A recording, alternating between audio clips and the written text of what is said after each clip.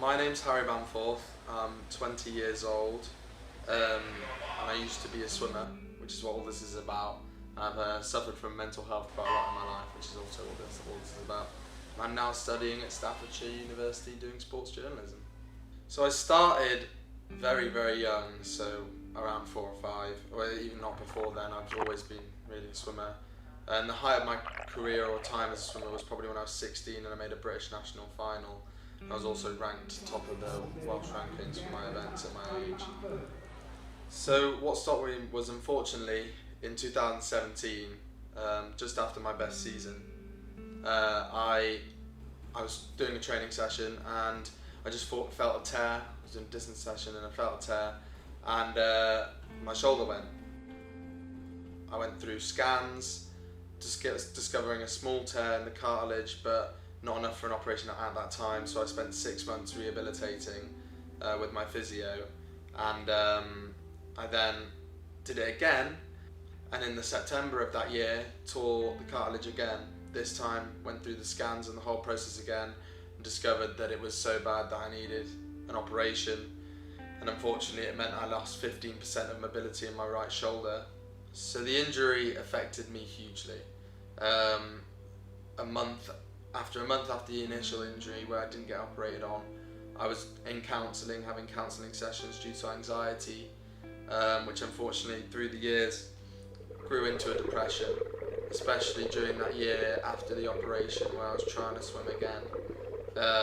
And it was the injury, knowing that maybe my dream and my career was over for something I've wanted to do since I was a young boy, was the hardest thing that anybody can, one of the hardest things you can take. And for me personally, it hit me really hard.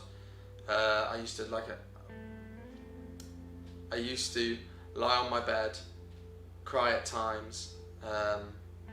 It was not a nice position to be in, knowing that all the swimmers, all the people I loved, all the people I knew, all my friends were doing so well, and they still are to this day doing so well, where something was taken away from me that I couldn't control. Still to this day I have my troubles, but back then it really, really, really hurt, and I can't make it any easier to put than that, because it affected me hugely mentally. I went through counselling, went into depression, and the last 4 years leading up to this year have been really, really tricky at times, and I wouldn't want anyone to go through what I went through. And the majority of that year was me swimming. There were thoughts that I was going to go travelling around Europe with a friend, but they never materialised. So I just kept plugging away with the swimming, with a lot of other things going on in my life at that time mentally. And my brother just offered at the end of that year in 2019 to meet him in Asia with my sister. So at the end of my gap year, the very end, I decided for 5 weeks, 6 weeks to go and see my brother and with my sister and travel bits of Asia. So Southeast Asia, like Malaysia, Singapore, Bali, which is in Indonesia, and Thailand were the 4 countries I went to.